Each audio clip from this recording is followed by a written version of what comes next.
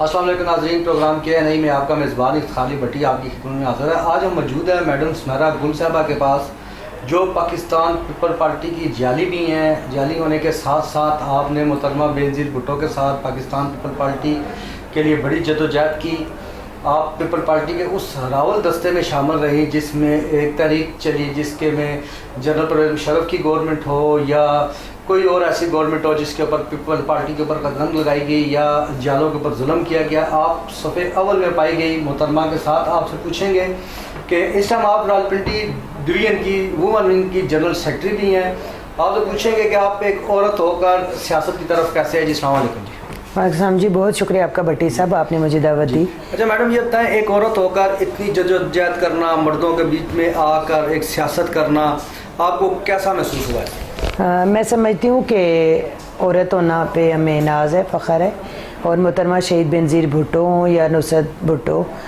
بیگم نصرت بھٹو صاحبہ ہوں، سب خواتین تھیں اور دنیا میں بہت بڑے بڑے نام ہیں، لیکن جو محترمہ شہید بینظیر بھٹو صاحب کا نام ہے وہ نہ صرف پاکستان کے اندر بلکہ ایشیا کے ساتھ ساتھ پوری دنیا میں ایک بہت عظیم لیڈر کی حیثیت سے مانا جاتا ہے۔ تو ان کی انسپائریشن تھی، اور پاکستان پیپلز پارٹی کے اندر شامل ہونے یا سیاست میں آنے کا جو مین رول ماڈل تھا وہ محترمہ شہید بینظیر بھٹو تھیں۔ ان کی جدوجہد کو دیکھتے ہوئے اور جو پاکستان کے عوام کے لیے پاکستان پیپلز پارٹی کا جذبہ تھا انہیں دیکھتے ہوئے اور اپنے طبقے کے لیے اپنے علاقے کے حالات کو دیکھتے ہوئے میں نے سیاست میں شمولیت اختیار کی۔ اچھا یہ بتائیں، جب بھی کوئی تحریک آتی ہے یا کسی قسم کی کوئی آپ کے قائدین کی طرف سے کال آتی ہے، آپ سب سے پہلے پائی جاتی ہیں راولپنڈی کی خواتین کو جمع کرنا، ان کو موٹیویٹ کرنا، ان کو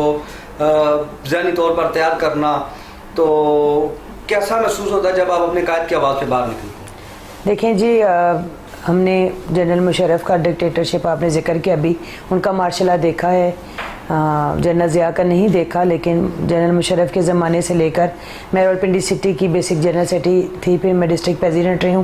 تو میں نے جب بھی اپنے میرے ساتھ جو بھی جعلیاں باہر نکلتی ہیں، ہم نے جب بھی اپنے قائد محترمہ شہید بینظیر بھٹو کی آواز سنتے تھے، آصف علی زرداری صاحب کی آواز سنتے تھے، یا آج کل بلاول بھٹو چیئرمین جو ہمارے ہیں پاکستان پیپلز پارٹی، ان کی آواز سنتے ہیں، تو ہمارے اندر کا ایک جیسے مجاہد ہوتا ہے وہ جاگ جاتا ہے اور ہم باہر نکل آتے ہیں، ہمارے اندر وہ جذبہ آ جاتا ہے جو ہماری لیڈرشپ کے اندر تھا۔ جیسے ذوالفقار بھٹو شہید صاحب نے اپنی جان کا نذرانہ دیا، انہوں نے اس ملک اور قوم کے لیے پھانسی کا پھندا چوما، جیسا شہید محترمہ بینظیر بھٹو کے 2 بھائیوں نے اپنی جان کے نذرانے دیے، شہید بی بی رانی نے اپنی جان کا نذرانہ دیا۔ تو ہم ان کے جذبوں کو دیکھتے ہوئے ہمارے اندر بھی وہ جذبہ جاگتا ہے جان نچھاور کرنے کا پاکستان کے عوام کے لیے، پاکستان کے غریبوں کے لیے، تو ہم اس کے لیے نکل آتے ہیں۔ اور میں سمجھتی ہوں کہ جتنی بھی خواتین پاکستان پیپلز پارٹی کی جعلیاں ہیں، چاہے وہ ان کو پاس عہدے ہیں یا نہیں ہیں، وہ جب بھی اپنی قائدین کی ٹی وی پہ ایک جھلک دیکھتی ہیں اور ان کو پتہ چلتا ہے، چاہے وہ نیب کے اندر پیشی تھی یا عدالتوں کے اندر ہمارے قیادت کی پیشیاں ہوتی ہیں، تو ہماری جعلیوں کو کال کرنے کی بھی ضرورت نہیں پڑتی۔ مجھے کبھی کسی نے کال نہیں کی کہ آصف علی زرداری صاحب پیش ہو رہے ہیں، میں ہمیشہ ٹی وی پہ خبر سنتی تھی، میں نکل آتی تھی۔ اس طرح کئی لوگ ہیں جو نہ صرف پنڈی اسلام آباد سے بلکہ دور دراز کے کے پی کے علاقوں سے، پنجاب سے، سندھ سے لوگ روڈوں پہ آ جاتے ہیں جب چیئرمین بلاول بھٹو صاحب کسی بھی جگہ پہ آتے ہیں یا آصف علی زرداری صاحب، تو ہمیں یہ جذبہ اپنی لیڈرشپ کے قربانیوں کو دیکھتے ہوئے ملتا ہے۔ اچھا یہ بتائیں، جب آپ کی گورنمنٹ تھی 5 سال پیپل پارٹی نے محترمہ کی شہادت کے بعد لگائے، اس میں آپ نے کیا کیا راولپنڈی میں ترقیاتی کام کیے، کیا کیا خواتین کی فلاح و بہبود کے لیے کام کیے، اور کون سا منصوبہ آپ کے لیے اہم تھا؟ دیکھیں، شہید محترمہ بینظیر بھٹو صاحبہ کے دور حکومت میں تو میرا اتنا نہیں تھا سیاست میں عمل دخل، البتہ جو بی بی شہید کے جلا وطنی کے دوران بلدیاتی انتخابات ہوئے اور بی بی کی شہادت کے بعد جو پاکستان پیپلز پارٹی کی گورنمنٹ آئی، ان ادوار میں میں نے بلدیاتی حیثیت میں اپنے شہر میں راولپنڈی کے اندر بہت ساری یونین کوسوں میں فلٹریشن پلانٹ بنوائے، میں نے ووکیشنل سینٹر بنوائے، مجھے اچھی طرح یاد ہے میں نے اپنے خصوصی فنڈ سے خیبان سر سید کے جو پارک تھے ان کے اندر میں نے والز بنوائی، میں نے ڈوکرتا کے اندر بہت سارے کام کروائے، میں نے ویٹنگ روم جو تھے آئی جے پی روڈ کے اوپر خواتین کے لیے کیریج فیکٹری کے پاس ان میں نے کام کروائے. لیکن جو یہ تو میری لوکل گورنمنٹ کی حیثیت سے کام تھے. البتہ جو پاکستان پیپلز پارٹی کی گورنمنٹ کی آپ بات کریں تو شہید بی بی رانی کی شہادت کے بعد جب پیپلز پارٹی کو حکومت ملی تو اس میں پاکستان پیپلز پارٹی کیونکہ مرکز میں تھی اور سندھ میں تھی، پنجاب میں مسلم لیگ نون کی حکومت تھی، لیکن اس کے باوجود جتنے بھی نیشنل لیول کے پروگرام ہیں، آپ کو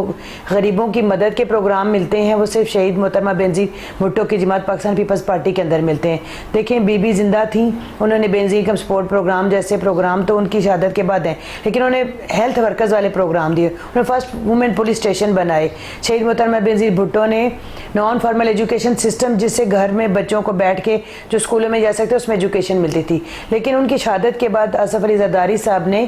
ان کے نام پہ بینظیر کم سپورٹ پروگرام شروع کیا، جو ملک کی لاکھوں خواتین آج بھی اس سے بینیفٹ اٹھا رہی ہیں. اس سے عورتوں کے شناختی کارڈ بنے، کسی بیوہ غریب عورت کو آئیڈینٹیفیکیشن نہیں ملتی تھی. آپ کے بٹا گرام کے، آپ کے سوات کے اور دیگر ریموٹ علاقوں کے اندر خواتین کے شناختی کارڈ نہیں بنتے تھے، جس سے ان کی بچوں کے بے فارم نہیں بنتے تھے، ان کے بچوں کے اسکولوں میں ایڈمیشن نہیں ہوتے تھے. تو اس ایک آئیڈینٹیفیکیشن سے وہ بینظیر کم سپورٹ پروگرام کے لیے خواتین کو پہچان ملی، اس کے ساتھ انہیں ووٹ کا حق ملا. اور میں سمجھتی ہوں جتنا اچھے کام پاکستان پیپلز پارٹی کے دور حکومت میں ہوئے ہیں، جناب آصف علی زرداری صاحب نے 100% سے زیادہ تنخواہوں میں اضافہ کیا. آپ کسی تنخواہ دار طبقے کو پوچھیں جو گورنمنٹ ملازم ہو، منیمم جو ویجز تھیں وہ صرف 7-8 ہزار پہ تھیں پیپلز پارٹی کی گورنمنٹ سے پہلے. آصف علی زرداری صاحب نے کم از کم 13 ہزار پہ اس کو کیا. پھر سوشل سیکورٹی کے جو لوگوں کو کارڈ بنتے تھے وہ بند ہو چکے تھے، آصف علی زرداری صاحب کی حکومت میں وہ بحال ہوئے. بہت سارے بحران آئے اس ملک کے اندر، چینی کا بحران تھا، بدامنی تھی، جو دہشت گردی تھی، لیکن ہمارے قائدین آصف علی زرداری صاحب ہوں یا محترمہ شہید بینظیر بھٹو یا جو بھی ہمارے ارباب اختیار چاہے وزیر اعظم پاکستان یوسف گیلانی صاحب ہوں، ان کے ادوار میں جتنے بھی آپ کو نظر آتے ہیں بحرانوں کا کھل کے مقابلہ ہوتا ہے. مہنگائی جیسے بحران کا بھی کھل کے مقابلہ ہوتا ہے، اور ہر بے روزگاری کے جو مسائل ہیں ان سب کا کھل کے مقابلہ ہوتا ہے. اور پاکستان پیپلز پارٹی نے کبھی نمود و نمائش والے پروجیکٹ نہیں کیے جس میں روڈز بنائے جائیں، جس میں آپ کے کوئی ایسی کنسٹرکشنز ہوں، بلکہ وہ غریبوں کے غریب پرور جماعت اور غریبوں کی ویلفیئر کے لیے انہوں نے پروگرام ہمیشہ شروع کیے اور ان کے لیے ہی پروگرام شروع کرتے رہیں گے. اچھا مجھے ایک بات کا جواب دیں، بن محترمہ نے روٹی کپڑا مکان کا ایک نعرہ لگایا تھا اور اس نعرے کو ایک پاکستان میں بہت مقبولیت ملی، جس کے بعد جب پیپل پارٹی کی گورنمنٹ آئی، آج بھی اگر ہم دیکھیں سوشل میڈیا کے اوپر اکثر آپ نظر دوڑائیں تو سندھ کے کچھ علاقوں کو اس طریقے سے بتایا جاتا ہے جیسے وہ پاکستان کا حصہ نہیں ہے. کیا وجہ ہے کہ اس کو یہ پروپیگنڈا ہے یا کوئی حقیقت بھی ہے کہ وہ کہنا یہ ہے کہ ابھی تک پیپل پارٹی جو سندھ سے حکومت بنا کر کافی عرصے سے حکومت کر رہی ہے سندھ پر، آج تک سندھ کے حالات نہیں بدلے؟ کیا تھر پارکر ہو، کیا وہاں کے ریگستان ہو جہاں پر پانی نہیں، پانی کی قلت، یہ کیا وجوہات کیا ہے؟ یہ صرف پروپیگنڈے کی حد تک ہے یا پیپلز پارٹی اس پہ بھی بات کر چکی؟ دیکھیں شہید ذوالفقار علی بھٹو نے روٹی کپڑے مکان کا نعرہ دیا تھا، اور اس زمانے سے لے کر آج تک پاکستان پیپلز پارٹی منشور کے اندر روٹی کپڑا مکان بیسک نیڈز شامل ہیں. اور جہاں تک آپ کی بات ہے کہ جو میڈیا کے اوپر دکھایا جاتا ہے، سندھ کے اندر واحد تھر ایسا علاقہ ہے جہاں پہ اللہ تعالیٰ کی طرف سے، قدرت کی طرف سے خشک سالی ہے اور اللہ تعالیٰ کی طرف سے وہاں پہ پانی کی کمی ہے، جس وجہ سے وہاں پہ لوگ مسائل کا شکار ہیں. ادروائز اگر آپ دیکھیں جتنی غربت سندھ کے اندر ہے،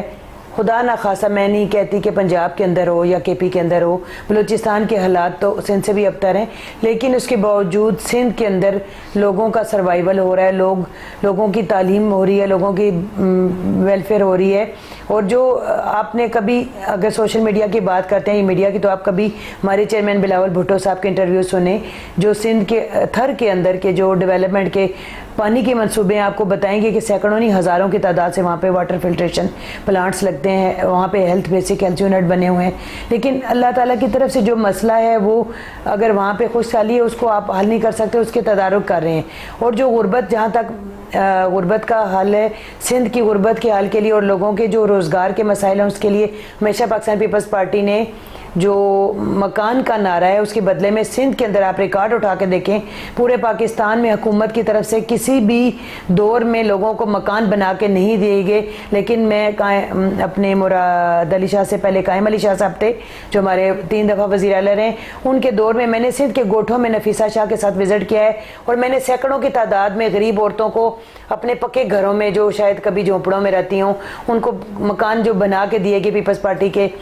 دور حکومت میں نے وہ دیکھے۔ میں نے کئی کسان عورتوں سے ملاقات کی، آج فہمیدہ مرزا جو ہیں وہ دوسری جماعت کے اندر بیٹھی ہیں اور پاکستان پیپلز پارٹی کے خلاف بولتی ہیں۔ میں کہتی ہوں وہ پہلی خاتون تھی جس کو پاکستان پیپلز پارٹی نے ٹریکٹر دیا، جس کی زمینیں اس کے نام کی، اور وہ بڑے فخر سے اپنے آپ کو کسان خاتون کہتی ہے۔ وہ پاکستان پیپلز پارٹی کے جیسے کہتی ہے کہ جس کے وجہ سے ان کو زمینیں ملی، اور آج پورے سندھ میں قریب نہ صرف مرد بلکہ عورتوں کو بھی، کسانوں کو بھی زمینیں ملی ہیں، اور وہ اپنے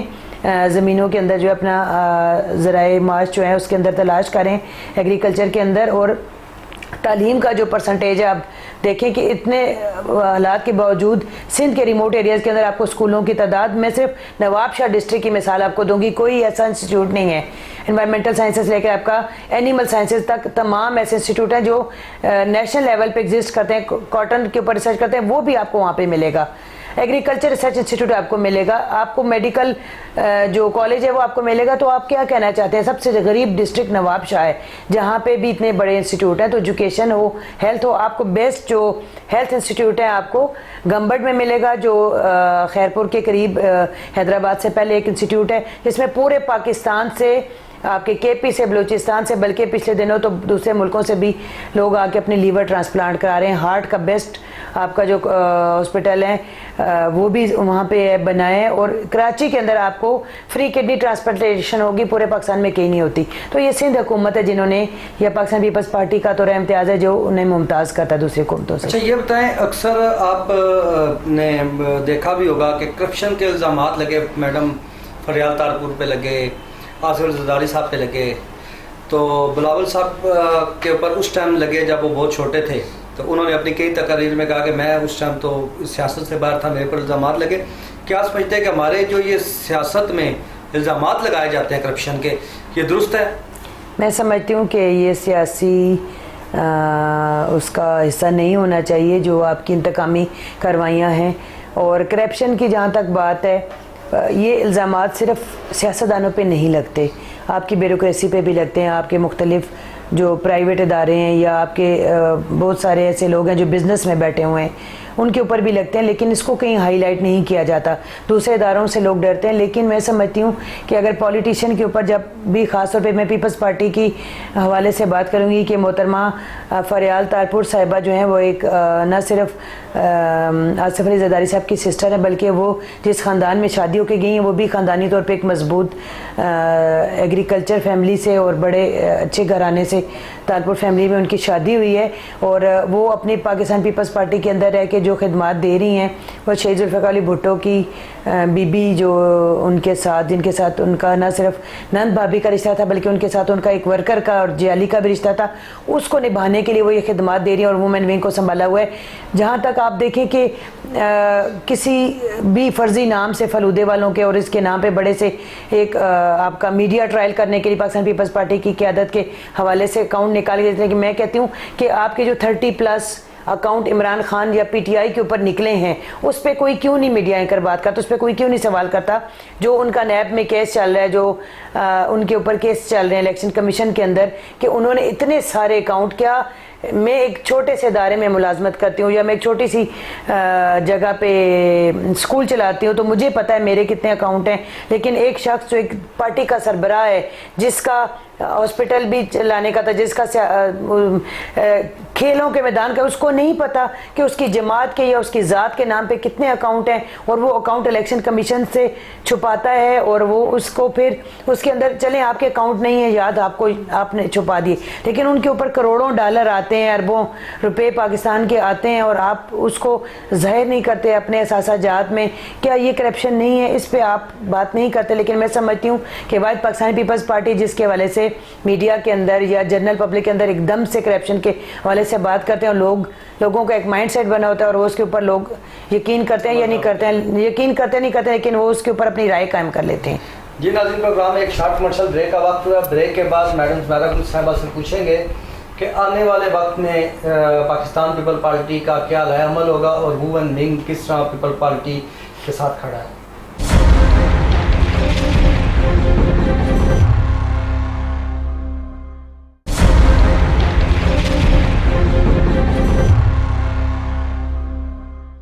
بیک ناظرین، جیسا کہ ہماری گفتگو ہو رہی تھی میڈم سمیرا گل صاحبہ سے، آپ Pakistan people party women wing Rawalpindi division کی جنرل سیکرٹری ہیں.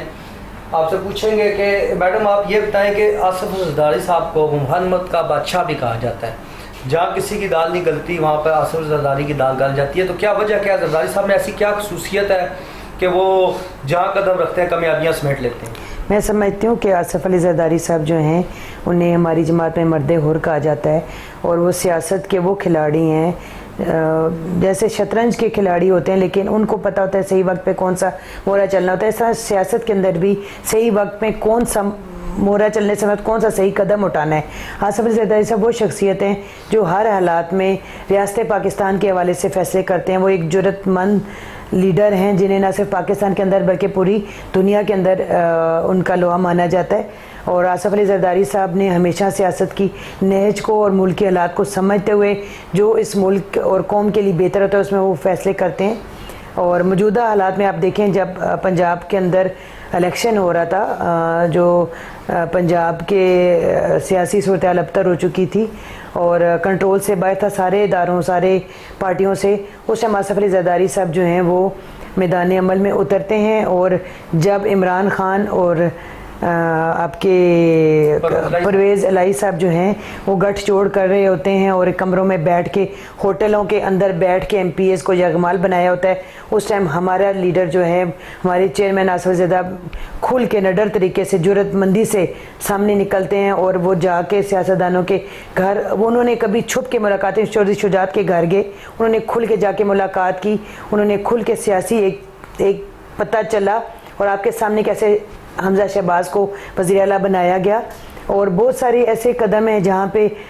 پرویز الہی صاحب کو پہلے پی ڈی ایم کی طرف سے آصف علی زرداری صاحب نے جاب کے آفر کی تھی، لیکن کیونکہ وہ ان کے مقاصد پاکستان پیپلز پارٹی کے ساتھ یا پی ڈی ایم کے ساتھ ملتے نہیں تھے، عوام کے حوالے سے ان کے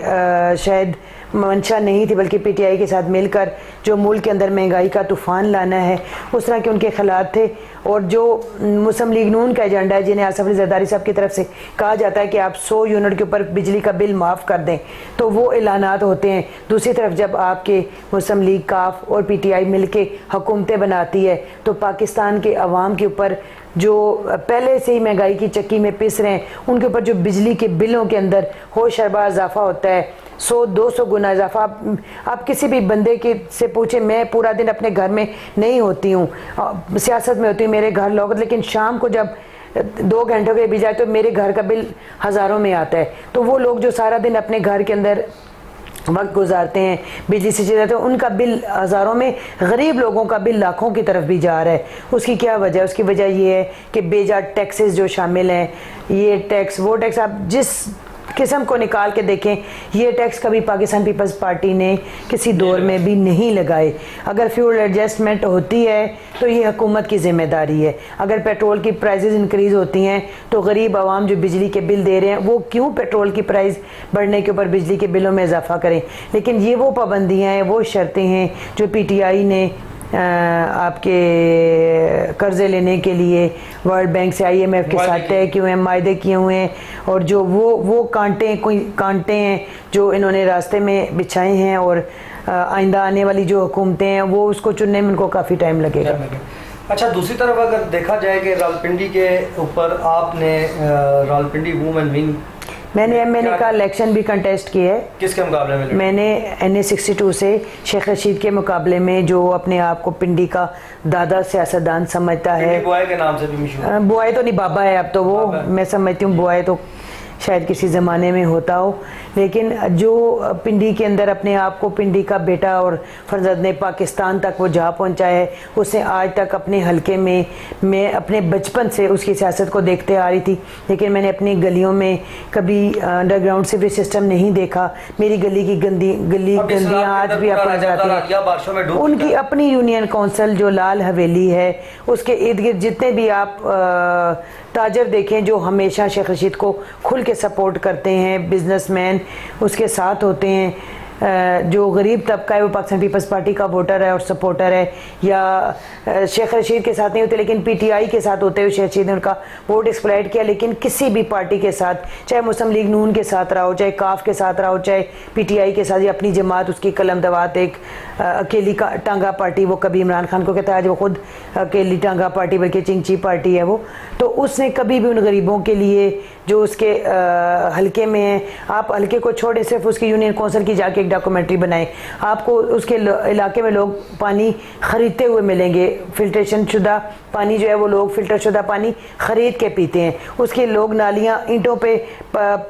چل کے لوگ نالیاں کراس کرتے ہیں. لیکن ابھی صرف اور سیلاب کے دنوں میں آپ دیکھیں کہ اس نالہ لے کے اوپر اس نے 4 الیکشن لڑے ہیں. ایکسپریس ویز کے اوپر نے کئی کانٹریکٹروں کے ساتھ مل کر لین دین کیا، کئی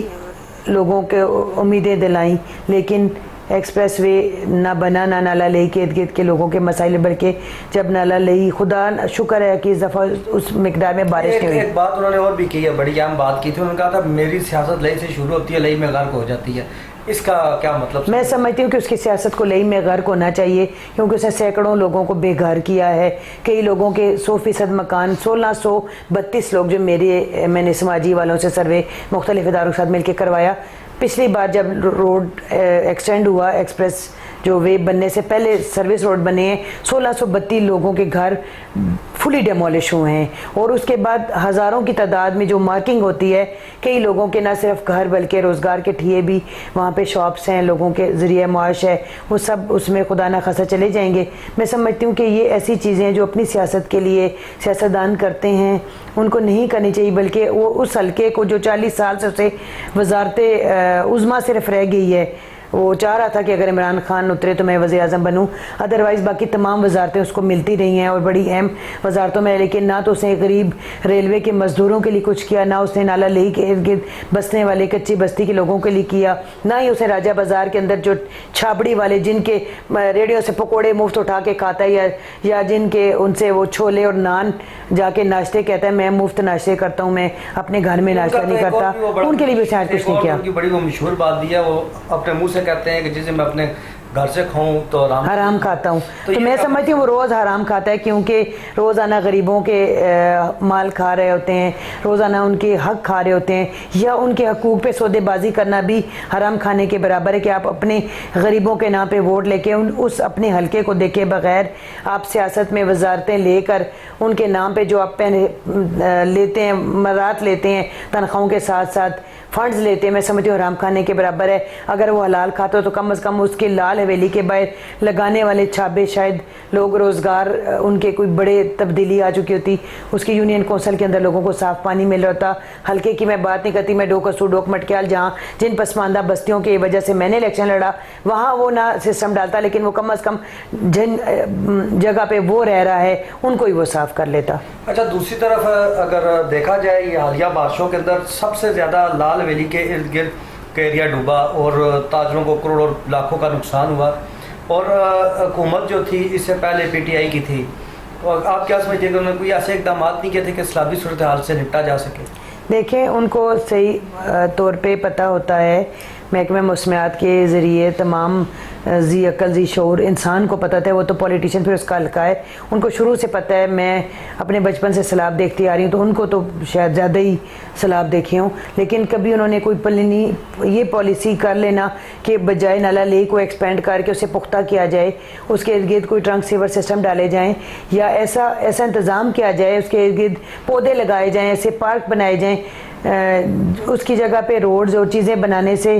نالہ لئی کو مزید تنگ کر کے اس کا جتنا بلڈنگ مٹیریل ہے اس کے اندر جانے سے وہ مزید تنگ ہوا ہے، اور اس سے کوئی پالیسی نہیں، کوئی پلاننگ نہیں کی گئی، اور ان کو کرنا چاہیے تھا. اگر آپ نے نہیں کیا صحیح وقت پہ، آپ نے نالا لے کے صفائی کروانی چاہیے تھی. ان کے جو بھتیجا ہے وہ ٹاؤن ناظم رہا ہے ہمیشہ سے، جو راولپنڈی کی میونسپلٹی ہوتی ہے وہ شہر شید کے کنٹرول میں ہوتی ہے، وہ نالا لے کی صفائیاں کروا سکتے تھے. وہ واسا اور آر ڈی ان کے کنٹرول میں تھے، ان سے وہ کروا سکتے تھے، لیکن انہوں نے نہیں کہا. کم از کم لوگوں کو صحیح وقت میں، جو لال حویلی کے ارد گرد لوگ ہیں ان کو صحیح وقت پہ بتایا جا سکتا تھا کہ وہ اپنا سامان شفٹ کریں، لیکن ایسا نہیں کیا گیا. تو بعد میں آپ ان کو جا کے تلافی کریں، نقصان دیں. آپ اربوں روپے کی زمینوں کے مالک ہیں، آپ کے اپنے پتہ نہیں ان کے کتنے اکاؤنٹس نکلیں گے اگر کہیں پہ ان کو دیکھا جائے. لیکن اس نے ان دکانداروں کو یا متاثرہ خاندان کو ایک وقت کا پانی یا ایک وقت کی روٹی نہیں دی. دوسری طرف اگر ترقیاتی کاموں کی آپ بات کر رہی ہیں تو شیخ صاحب نے زچہ بچہ ہاسپٹل کا افتتاح کیا. انہوں نے کہا کہ اگر میری حکومت رہ جاتی تو یہ کمپلیٹ ہو جاتا. T B hospital, radiology hospitals اور کافی زیادہ منصوبے ہیں جس کے اوپر وہ کہتے ہیں کہ اگر ہماری حکومت کو گرایا نہ جاتا تو یہ تمام منصوبے میں نے اپنی حکومت میں کمپلیٹ کر. کیا سمجھتی ہیں کہ یہ نہیں کہ حکومت کے اندر یہ شروع ہوئے؟ جو شخص 40 سال اقتدار کے مزے لوٹے اور وہ یہ کہ مجھے نہ ہٹایا جاتا،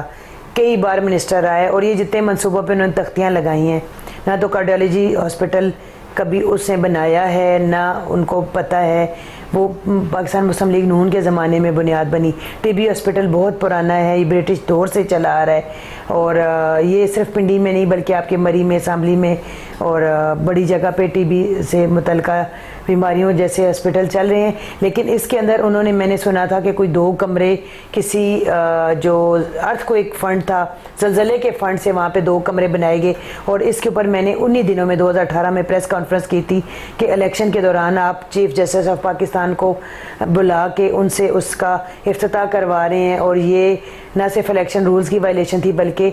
عوام کی آنکھوں میں دھول جھونک رہے تھے، کیونکہ ٹی بی ہاسپٹل سب دنیا کو پتہ ہے کہ کس نے بنائی اور کب بنی. اس کے اندر اگر آپ 2 کمرے بنا دیتے ہیں یا ایک وارڈ کا سنگ بنیاد رکھ دیتے ہیں، وہ بھی مسلم لیگ کاف یا کسی اور جماعت کے فنڈ سے رکھتے ہیں، تو اس میں آپ کی ذات کا کوئی تعلق نہیں ہے. بحیثیت شیخ رشید اپنی ذاتی حیثیت میں اسے اپنی جیب سے کچھ نہیں کیا. جب آپ اقتدار میں آئیں اور آپ کو فنڈ ملے گا، آپ نے تو کہیں لگانا ہے. آپ ایم این اے بنے ہیں، میں آپ کو بتا رہی کہ 4 سالوں میں نے بلدیاتی والوں سے اپنے شہر سے کافی کام کیا. تو اگر 40 سال ایک بندہ منسٹر رہے اور وہ کسی ایک جگہ پہ 2 کمرے وارڈ میں بنا دے، وہ سمجھے کہ مجھے نہ ہٹایا جاتا. 4 دفعہ وہ نالا علی کو بیچ کے کھا چکا ہے. میں سمجھتی ہوں کہ یہ وہ دھوکے، وہ چیزیں ہیں جو اب جس کے چکر میں اب عوام نہیں آنے والی. جی ناظرین، پروگرام میں ابھی ایک شارٹ کمرشل کا بریک کا وقت ہے. بریک کے بعد مزید راولپنڈی کے حوالے سے اور پاکستان پیپل پارٹی کی سیاست کے حوالے سے میڈم سمیرا گل سے سوالات کریں گے. ملتے ہیں بریک کے بعد.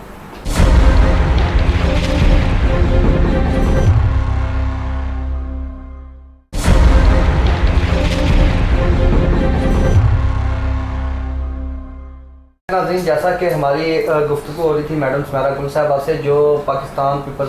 پارٹی کی راولپنڈی ڈویژن وومن ونگ کی جنرل سیکرٹری ہیں، پوچھیں گے کہ خواتین کے حوالے سے راولپنڈی کے اندر کون کون سے اقدامات ان کے منشور کا حصہ ہے. خود بھی میں نے ایک الیکشن لڑ چکی ہیں، شیخ رشید کے مقابلے میں الیکشن لڑ چکی ہیں. اگر یہ دوبارہ آنے والے الیکشن میں ان کو موقع دیا گیا تو ان کا کیا سب سے پہلا کیا منشور ہوگا؟ جی میڈم، آپ سب سے پہلا اگر آپ کو دوبارہ ایم این اے کے الیکشن کے لیے آپ کی پارٹی نے موقع فراہم کیا تو آپ کا منشور کیا ہوگا؟ دیکھیں جی، انشاءاللہ پہلے بھی مجھے میری جماعت نے ایک کارکن ہونے کی حیثیت سے عزت دی، حوصلہ افزائی کی، مجھے ٹکٹ ملا اور بڑے اہم حلقے سے ملا. آئندہ بھی مجھے امید ہے، میں نے اپلائی کیا ہوا ہے. جہاں تک میں نے سابقہ الیکشن کی بات کروں یا آئندہ آنے والی کی، اس سے پہلے میں آپ کو شہر کے حالات بتا دوں کہ شہر میں 3 بڑے ہاسپٹل ہیں. ایک ہولی فیملی ہاسپٹل ہے جو آپ کی کسی گورنمنٹ نہیں بلکہ جو کرسچن کمیونٹی تھی پری پارٹیشن سے پہلے اس زمانے سے چلا آ رہا ہے، اور وہ آج تک انہی کے نام سے چلا آ رہا ہے، اور ویلفیئر ہاسپٹل ہے. اور آج آپ کی گورنمنٹ ان کو ٹیک اوور کر اور اس کو فنڈز دیے جاتے ہیں. لیکن دوسرا بنظیر شہید صاحبہ کے نام پہ جو ہاسپٹل منسوب ہوا ہے وہ ہے آپ کا. تیسرا جو آپ کا ہے GHQ، آپ کا DHQ ہے، district head quarter hospital, civil hospital جسے آپ کہتے ہیں. یہ صرف 3 ہاسپٹل ہیں، اور یہ صرف راولپنڈی کے لیے نہیں ہے بلکہ یہ جتنا آپ کا ریجن ہے، ڈویژن میں بلکہ بات کروں گی، گجر خان سے جو ریموٹ ایریا ہیں سٹی سے ہٹ کے جو ریموٹ ایریا ہیں، کلر سیدہ، کوٹا، آپ کا کشمیر کا جو کشمیر سے کوٹلی سے لے کر میرپور سے لے کر آپ کے جو مظفر آباد سے اس طرف جتنے بھی آپ کے علاقے آتے ہیں، آپ کے ہزارہ بیلٹ سے، آپ کے خیبر پختونخوا، مردان، ان ریموٹ ایریا سے جتنے بھی لوگ ہیں، یہ بہت سارے لوگوں کا ایک سب کا رجحان پنڈی، کیونکہ بڑا شہر ہے، لوگ اس طرف آ چکے ہیں، کچھ صحت کے لیے مائگریٹ کر کے آتے ہیں، تو ان تینوں ہاسپٹلز میں بہت بڑا رش ہوتا ہے۔ آپ کا او پی ڈی جو ہے اس میں کبھی ہمیشہ یہ فری ہوتا تھا۔ میں اپنے بچپن میں جب بھی جاتی تھی یا لوگوں کو جاتے دیکھتی تھی اسکول ٹائم میں، یا میں نے ابھی بھی دیکھا، تو 5-10 روپے پرچی فیس ہوتی تھی، اور غریب کو اچھی خاصی دوائی یا کم از کم ایک اچھی میڈیکل انوائس MBBS ڈاکٹر سے، گائنیکالوجسٹ سے ایکس رے ہو جاتا تھا آپ کا، یہ ہو جاتا۔ لیکن یہ جو گزشتہ حکومت میں 4 سال گزرے ہیں، اس میں ان ہاسپٹل کو بھی آپ سمجھ لیں پرائیویٹائز کرنے سے، جی پرائیویٹائز کرنے کے برابر کر دیا۔ آج آپ کا کوئی بھی آپ کی OPD 200-300 روپے ہو گئی ہے۔ آج آپ کا کوئی ایکس رے جو ہے وہ مفت میں نہیں ہوتا۔ آپ کی سونوگرافی، یعنی جتنے ٹیسٹ آپ کی باہر سے آپ جتنے پیسوں میں کرائیں گے، 19-20 کا فرق ہو، میں نہیں کہتی، لیکن وہ اتنے ہی پیسے اندر چارج کیے جاتے ہیں۔ آپ کا ایون ڈینٹل سرجری ہو جاتی تھی، وہ کچھ بھی نہیں ہو رہا آپ کے ہاسپٹلز میں، اور اگر ہو بھی رہا ہے تو آن پیمنٹ ہو رہا ہے۔ تو یہ سارے جو حالات ہیں، اور اس کے باوجود غریب لوگ جو نہیں افورڈ کرتے پرائیویٹ ہاسپٹلز، وہ یہاں آ جاتے ہیں۔ کم از کم انہیں دوائی نہ ملے، انہیں ٹیسٹ نہ ملے، ان کو ایک بستر اگر فری ملتا ہے، وہ اس کے اوپر لیٹ جاتے ہیں، داخل ہو جاتے ہیں، اپنی زندگی اور موت کے درمیان کا وقت گزارنا چاہتے ہیں۔ تو میں سمجھتی ہوں کہ ان اسپتالوں کا جو حل ہے، خاص طور پہ جو ہماری مائیں بہنیں ہیں، میں خود ایک ماں ہوں 2 بچوں کی، میں نے بھی وہ دور گزرا جو زچگی کے دوران خواتین کے مسائل ہوتے ہیں۔ کوئی زچہ بچہ سینٹر اسپیشل نہیں ہے، ایک میٹرنٹی وارڈ میں، گائنی وارڈ میں ایک بیڈ پہ سیزیرین کی 4 خواتین اور 4 بچے ڈال دیے جاتے ہیں۔ ان حالات میں ہمیں جو سوچنا ہے وہ یہی ہے کہ ہمارے جو پنڈی کا علاقہ ہے، بیسک پورے میں ڈویژن، کیونکہ میں نے ڈویژن سے بات شروع کی، ریجن سے بات کی، ہر جگہ بیسک ہیلتھ یونٹ ایگزسٹ کرتے ہیں۔ میں سمجھتی ہوں کہ ہمیں ان کے لیے ان کی طرف سوچنا پڑے گا۔ 2 سے 4 یونین کونسلوں پہ ایک جو بیسک ہیلتھ یونٹ ہے، جہاں آپ کے پاس اسپیس ہے، اویلیبل ہے، وہاں پہ اس کو 5 سے 10 بیڈ کے اوپر جو ہے ایک ہاسپٹل منی بنانا چاہیے۔ کم از کم آپ وہاں پہ بڑے آپریشن نہیں کر سکتے، ڈیلیوری کیسز آپ کے وہاں سکتے ہیں، چھوٹے موٹے کوئی آپ کے جو چھوٹی بیماریوں کے مریضوں کو داخل کیا جا سکتا ہے، برڈن کام کیا جائے۔ جی یہ میرا منشور تھا، روز 18 کے الیکشن میں میں نے یہ منشور لے کے چلی۔ بدقسمتی سے لوگوں کو ایک ہوا نظر آئی ایک جماعت کی، اور انہوں نے ان لوگوں کو بھی دیکھا جو مختلف پارٹیوں سے اڑتے ہوئے لوٹے اس PTI کے ساتھ جوڑے، انہوں نے اس کو بھی ووٹ دیا۔ لیکن مجھے اس پہ دکھ نہیں ہے۔ میں سمجھتی ہوں کہ اگر مجھے کبھی بھی زندگی میں وقت ملا تو میں اپنے حلقے میں بیسک ہیلتھ کے جو ایشوز ہیں یا پینے کے صاف پانی کے جو مسائل ہیں، میں اس کے اوپر ضرور سوچوں گی، کیونکہ آپ کے جتنے ٹیوب ویلز ہیں وہ نالوں کے اندر ہیں یا قبرستانوں کے اندر ہیں۔ 200 سے 400 کے درمیان ٹیوب ویل ہے۔ اگر واسا کا آپ ڈیٹا اٹھا کے دیکھیں، اس میں سے صرف 4, 5 یا 10 ٹیوب ویلوں کا پانی پینے کے، اور گنے چنے فلٹریشن پلانٹ ہیں جو باقی 90% شہر میں آپ کا پانی ہے وہ گندا ہیپیٹائٹس کے مسائل۔ اور یہ سارے پینے کا صاف پانی ہو، یا آپ کا under ground system, sewerage system, یا آپ کا کچرے کا جو نظام ہے وہ میونسپلٹیز کے ساتھ مل کر، بیسمنٹ کمپنیاں بھی ختم ہو چکی ہیں، وہ بھی سیاسی نظر ہوگی۔ تو یہ جو عمل چیزیں ہیں جس طرح سے جا رہی ہیں، ان سب کا برڈن آپ کے ہیلتھ ایشوز پہ آتا ہے۔ تو ان کا حل یہی ہے کہ آپ بیسک یونٹ کو ملحوظ کریں۔ ہیلتھ کارڈ جو بنایا گیا تھا اس کا مقصد کیا تھا؟ دیکھیں آپ کیا سمجھتی ہیں کہ آپ سیاسی ورکر ہیں، ہر وقت عوام کے اندر رہتی ہیں، آپ کے پاس لوگ آتے ہیں اپنے مسائل لے کر، کیا سمجھتی ہیں اس ہیلتھ کارڈ سے کسی کو فائدہ حاصل ہوگا؟ دیکھیں میں یہ ہیلتھ کارڈ اب تو دور کی بات نہیں ہے، آپ گوگل کریں، آصف علی زرداری صاحب نے لانچ کیا تھا KP کے اندر بینزین کم سپورٹ پروگرام سے۔ آج بھی اس کی پیمنٹ احساس پروگرام بینزین کم سپورٹ پروگرام کا نام ہے، اور یہ احساس کارڈ اسی لیے ہے کہ بینزین کم سپورٹ کے نام سے شروع کیا گیا تھا، اور KP سے آصف علی زرداری صاحب نے شروع کیا تھا، اور اس کارڈ کے اوپر بینزین بھٹو شیخ صاحب کی تصویر تھی، جسے عمران خان نے اپنی تصویر کے ساتھ بدل دیا۔ اور میں سمجھتی ہوں کہ یہ لیبلنگ کرنے سے، چیپیاں لگانے سے آپ لوگوں کی صحت درست نہیں کر سکتے۔ KP کے بہت سارے کیسز ہیں۔ آج صرف عمران خان 4 سال پورے ملک کا وزیر اعظم تھا، لیکن ایک اعلان کیا گیا کہ آپ کا جو NIC ہے صرف KP کے لوگوں کا وہ ایز اے ہیلتھ کارڈ پورے پاکستان میں چلا جائے گا. میں سارا دن اپنے آفس میں بیٹھی ہوتی ہوں, غریب عورتیں آ کے روتی ہیں. کچھ کے تو انہوں نے صحت کارڈ بنا دیے تھے, لیکن وہ جس ہاسپٹل جاتے تھے وہ کہتے تھے کہ آپ کو OPD تو نہیں کر کے دے سکتے, آپ کی ڈیلیوری تو نہیں ہو سکتی, آپ کو بخار کی دوائی تو نہیں دے سکتے. تو خواتین کہتی تھیں ہمیں آپ کیا دیں گے؟ تو کہا جاتا تھا آپ اپنا اپینڈکس کا آپریشن کروا لیں. ایک عورت ڈیلیوری کے لیے جائے وہ اپینڈکس کا آپریشن, وہ کڈنی ٹرانسپلانٹ کرائے گی یا وہ کوئی اپنا پیٹ چاک کروائے گی؟ نہیں, اس کا کوئی فائدہ نہیں تھا. میں سمجھتی ہوں کہ ان میں اصلاحات ہونی چاہیے. آج عوام کو جس کا آپریشن ہونا ہے اس کے لیے پاکستان بیت المال سے بھی فنڈ اویلیبل ہے. جن کے سیزیرین ہونے ہیں, جن کے ہارٹ کے آپریشن ہونے ہیں, ان کے لیے بہت سارے تھا. لیکن جو جنرل OPD کے پیشنٹ ہیں, جن کو آپ ڈینگی کے مریضوں کو دیکھ لیں, کووڈ کے مریضوں کو دیکھ لیں, کہ ان کے لیے یا کوئی بھی ایسی جنرل بیماریوں کے ہیپیٹائٹس کے مریضوں کو دیکھیں, ان کے لیے اس کارڈ کے اوپر کوئی علاج نہیں کیا جاتا تھا. یا کسی بھی خواتین کو جو ہاسپٹل میں, جیسے ہم نے شروع میں بات کی کہ ہاسپٹلز میں ایک بیڈ پہ 4 ہوتے ہیں, ان کو اگر اس احساس کارڈ پہ ڈیلیوریاں ہوتی, سیزیرین ہوتے, تو میں سمجھتی شاید یہ چیزیں صحیح تھیں. جی اچھا, تعلیم کے حوالے سے اگر بات کی جائے تو جیسے عمران خان صاحب نے ایک نصاب کہا تھا کہ پورے پاکستان میں ایک نصاب ہوگا. ابھی چند عرصے سے کتابیں مارکیٹ میں اویلیبل نہیں ہیں, کلاسز شروع ہو چکی ہیں. کیا سمجھتی ہے ٹیم, یہ حکومت کی فنڈنگ کی وجہ سے یہ تعلیم کا فقدان پیدا نہیں ہونے والا؟ آپ یہ کہہ رہے ہیں کہ 4 دنوں سے روزانہ میں سوشل میڈیا پہ اخباروں میں دیکھ رہی ہوں, بلکہ آج آپ کی میونسپل کمیٹی کے سٹاف کو بھی تنخواہ نہیں ملی, ریلوے کے ملازمین کئی دنوں سے لگے ہوئے ہیں, ڈاکٹرز آپ کے سامنے KP کے ڈاکٹر اسلام آباد میں آ کے مظاہرے کرتے ہیں. اسکول ٹیچرز تو پورے جو عمران خان نے لاکھوں روزگار دینے کا وعدہ کیا تھا, کروڑوں روزگار اور لاکھوں گھر, اس شخص نے ہزاروں کی تعداد میں جو ٹیچرز ہیں, جو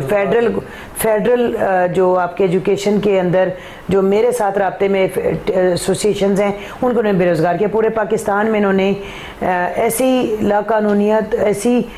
وہ ایک چال چلی کہ آپ کے ایجوکیشن کے جو لوگ ہیں ان کو بے روزگار کیا, اور وہ سارا وقت آپ کے پرائم منسٹر ہاؤس کے باہر, پارلیمنٹ ہاؤس کے باہر مظاہرے کر رہے ہوتے ہیں. اس صورتحال میں آپ کے تعلیمی نظام کیا ہوگا؟ صرف اسلامی تعلیم کا سلیبس میں شامل کر لینا. الحمدللہ مساجد اور مدارس اس کا فریضہ انجام دے رہے تھے, اور اپنے گھر میں میں نے اپنے بچوں کو خود قرآن پڑھایا ہے. محترمہ شہید بینظیر بھٹو نے اپنے بچوں کو خود قرآن پڑھایا ہے. تو یہ دینی تعلیم آپ اسکولوں میں, یونیورسٹی میں ضرور دیں, میں اس کے خلاف نہیں ہوں, لیکن میں سمجھتی ہوں کہ اس کے ساتھ ساتھ آپ لوگوں کو جو دوسری تعلیم ہے اس کے لیے بھی آپ کو اسکالرشپ دینی چاہیے تھی, آپ کو ٹیچرز دینے چاہیے تھے. کئی اسکول ایسے ہیں, پنڈی کے اسکول ہیں جن کے اندر ٹیچرز ہی نہیں ہیں. آپ گورنمنٹ اسکول چلے جائیں, وہ میں کسی بچے کو داخلے کے لیے اسکول میں فون کرتی ہوں, وہ کہتے ہیں جی ہمارے پاس 400 یا 600 اسکولوں کی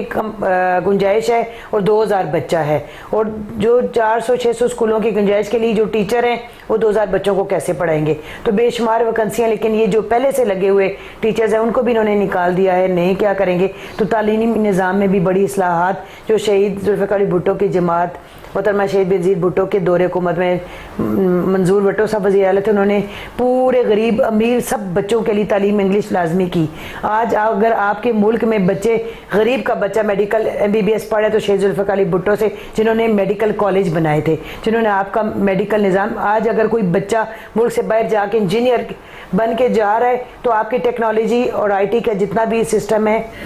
آپ کے وہاں کے اندر جتنے ایجوکیشن انسٹیٹیوٹ ہیں, یہ سب شہید ذوالفقار علی بھٹو کے دور میں بنے ہوئے. پھر اس کے بعد محترمہ شہید بینظیر بھٹو کے دور میں آ کے تعلیمی نظام میں اصلاحات ہوتی ہیں. تو جس چیز کو آپ چھیڑیں گے, صحت کو چھیڑیں, تعلیم کو چھیڑیں, روزگار کو چھیڑیں, یہ صرف پاکستان پیپلز پارٹی ہی ہے جس کا طور امتیاز ہے, جس کی خاصیت ہے کہ وہ زندگی کے ہر شعبے کو, جس سے غریب کو بہتری ہوتی ہے, جس سے غریب کی طرف کی جاتی ہے, نیشنل لیول کی پالیسیاں محترمہ بینظیر بھٹو کے دور میں بنتی رہی ہیں. ایجوکیشن سے ہر سطح پہ یہ آصف علی زرداری صاحب انہی منشور کو لے کے آگے چلتے رہے ہیں, اور یہی منشور بلاول بھٹو لے کے آگے چلیں گے. اچھا, اگر دوسری طرف بات کی جائے PDM کی, جو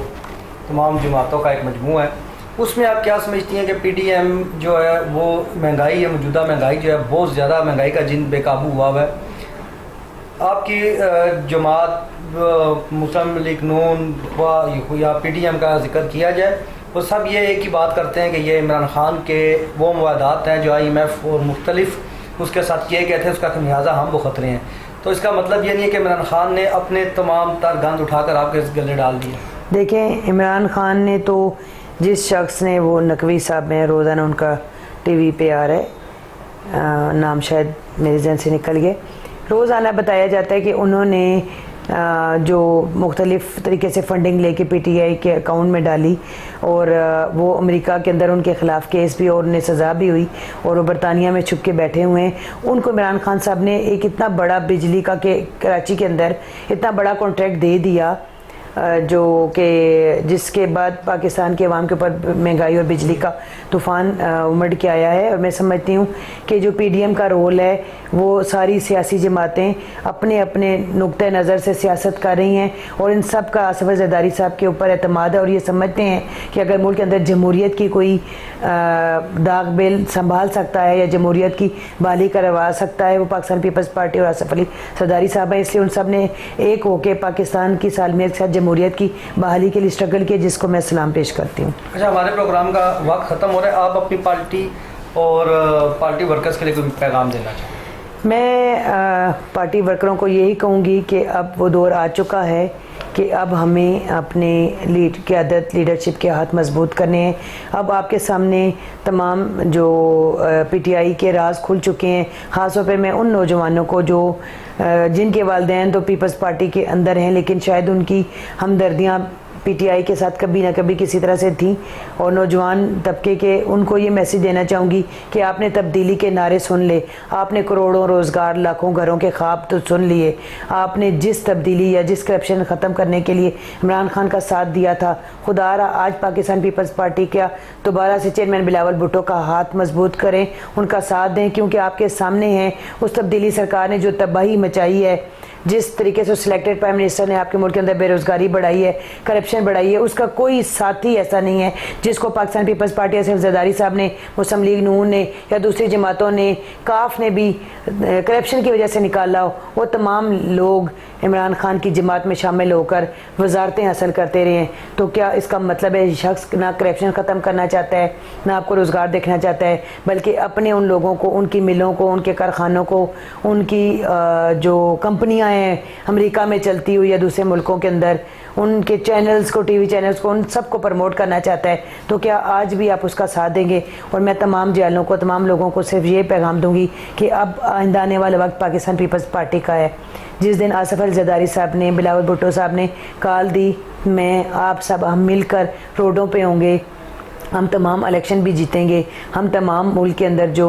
महंगाई का और तूफ़ान है उनका भी मिलकर सामना करेंगे। आपको सिर्फ मुनज़्ज़म होने की ज़रूरत है, अपनी लीडरशिप का हाथ मजबूत करके शहीद मोहतरमा बेनज़ीर भुट्टो, शहीद ज़ुल्फ़िकार अली भुट्टो का ख्वाब पूरा करने की